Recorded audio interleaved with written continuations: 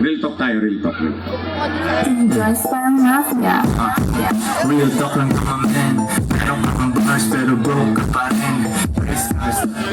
Bago ko sagutin, taas ang kamay ng may mga anak dito. May anak kayo?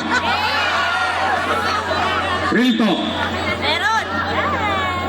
Kapag walang makakain ng anak nyo, gagawa niyo ng paraan? Uy!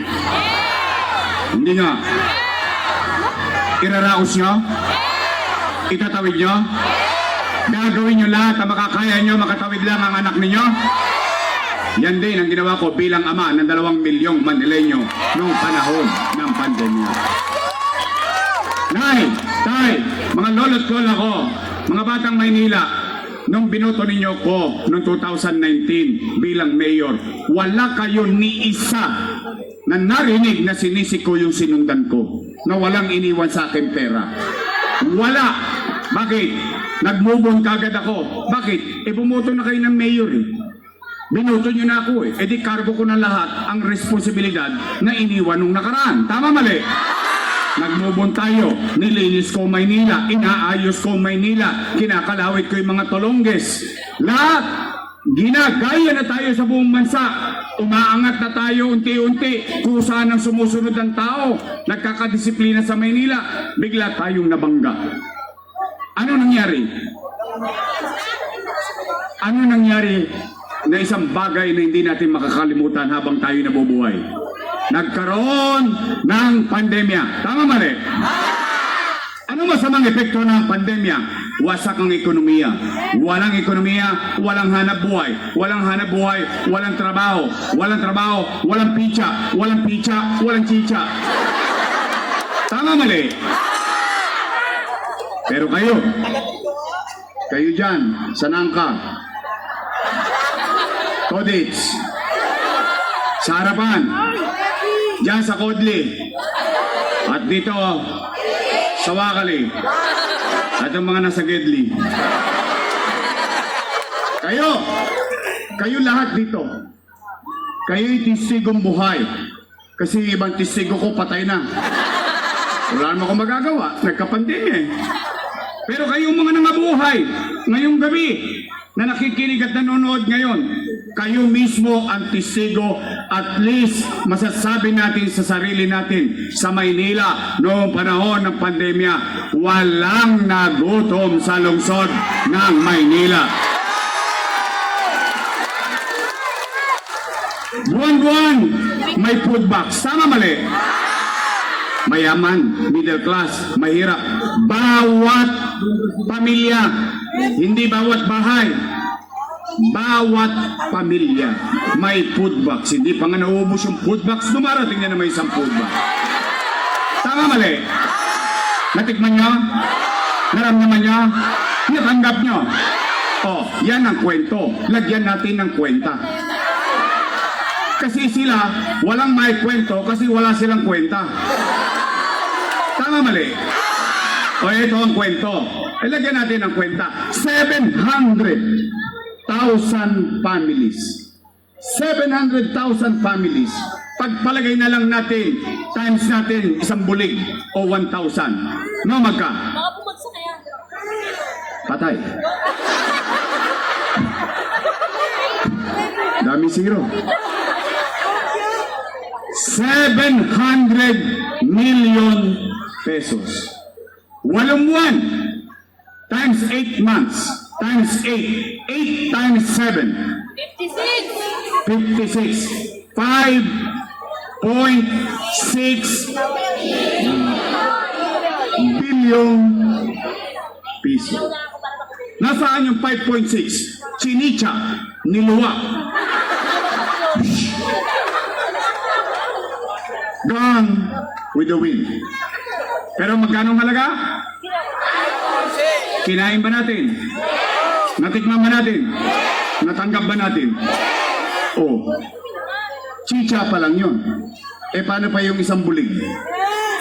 Yung kakap. 5.6 plus 700 million. 6.3 billion piso. Tama ba? O ngayon naman, Pangalawa, kwento na may kwenta. Taas ang kamay na may mga anak na nag-aaral dito sa public school. O kayo naman ang testigo ko, hindi naman to pangkalahatan kasi iba sa private o yung mga nasa public school. Nay, tay, noong pandemya, nag-lockdown, ano sabi ni Secretary Liling Briones? We will not have face-to-face classes. Mag-online tayo. Yung tatay, yung nanay, nangangamba. Bakit? Online. Tosgas na naman siya. Bibili siya ng ano? Nagkaroon ba ng tablet ang mga anak nyo? 110,000 na tablet pinamahagi ng gobyerno ng Maynila. 10,300 teachers in public school. Bumili ang Maynila ng 11,000 laptop. Yung mag-aaral, may tablet, may internet. Yung teacher, may laptop, may internet. Nakaraos ba ang pag-aaral ng anak natin? Yun ang kwento. No, magka 1 bilyong piso. Ang internet, 300 million pesos. No, magka total? Patay na naman. Bilyon-bilyon. Tama ba? Oh, eto pa. Remdesivir, tocilizumab, molnupiravir. Daang-daang libo ang halaga ng isang gamot. Mabuhay lang ang isang pasyenteng taga Maynila na may COVID-19. Tayo meron, sila wala. Maynila meron, hinihingan pa nga tayo eh. Bakit? Kasi mabilis kumilos ang gobyerno ng Maynila.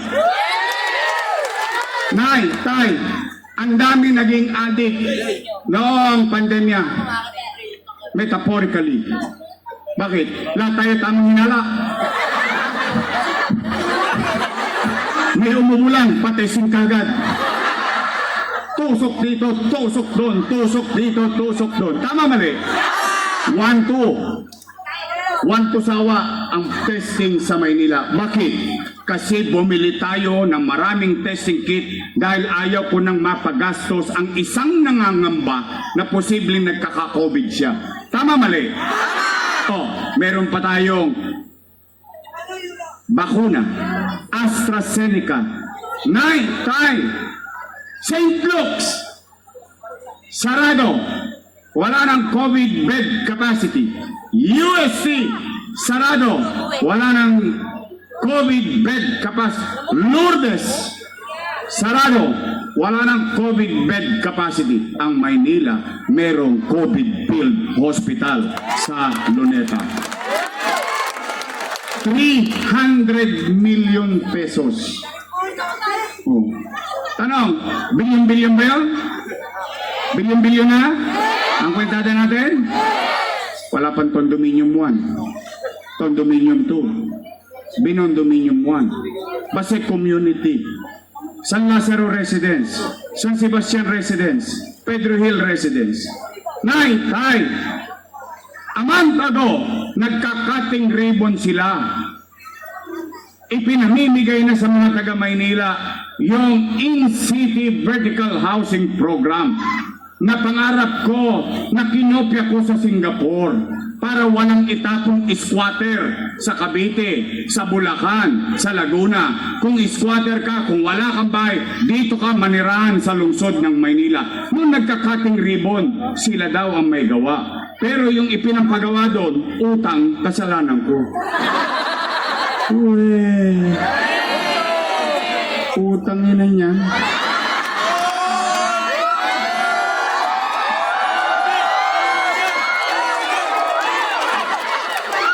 Utang ng ina. Utang. Hindi. Real talk lang. Dress Mafia. Real talk lang kami. Meron ka kang bars pero broke ka pa rin. Nay, tay. Baseco Hospital. 3 years nang tapos nung umalis ako. Tapos na. 3 years na kung wala. Sarado pa. Kung may kaibigan kayo sa Baseco, ipagtanong ninyo. Hindi po ako doktor. Sila'y doktor na mag-asawa. Pero sarado pa ang Baseco. Kung ano-anong requisitos kapag ka gusto, pag-ayaw,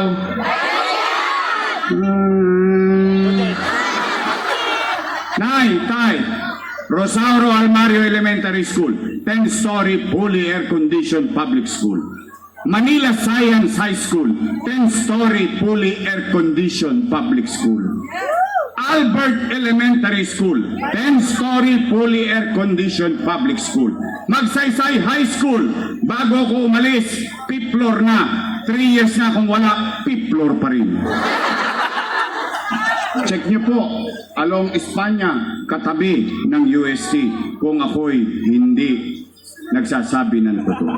Nay, Tay, bagong ospital ng Maynila, 10-story, fully air-conditioned public hospital na may MRI machine, na may CT scan machine. Bakit hindi nagagamit ng taong bayan ang mga ekwipong yan? Hindi po yan milyon. Daang-daang milyon ang halaga ng makina na yan. Bakit? Kasi gusto ko bigyan ng patas na laban. Yung mayaman, kaya magpa-MRI kasi may pitsa. Yung mahirap, kailangan MRI, at least ma-MRI siya.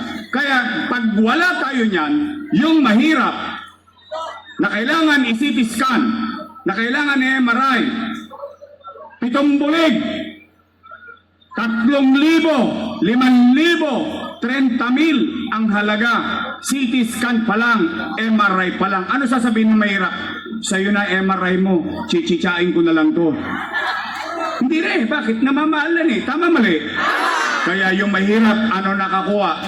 Ano nakukuha ng mahirap? Iya capsule.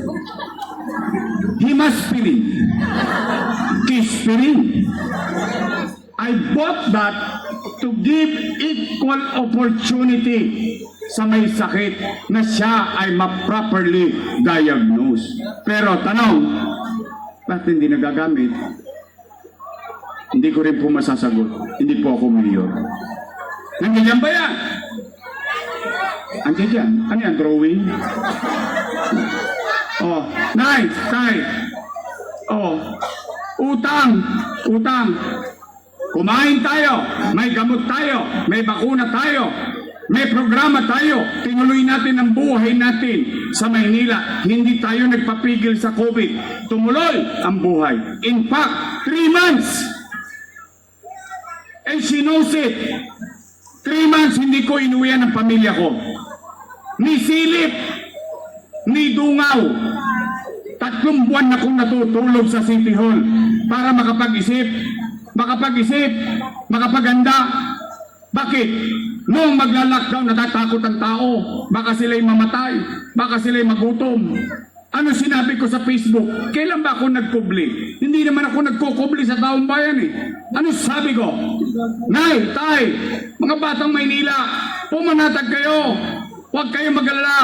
Pag ako, wala na mautangan. Pag ako, wala na may bebenta. Nakita nyo tong relo na ito. Ipatatas ako to kay Tambunting, makaraos lang tayo.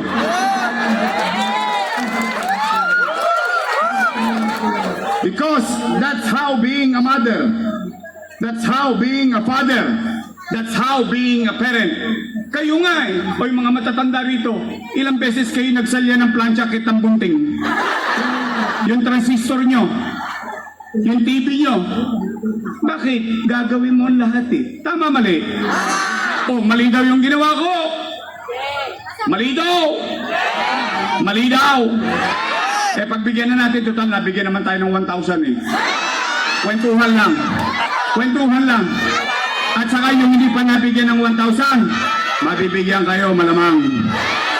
Steady lang kayo dyan sa Gedli. Tatawagin din kayo. Doon sa Ninoy.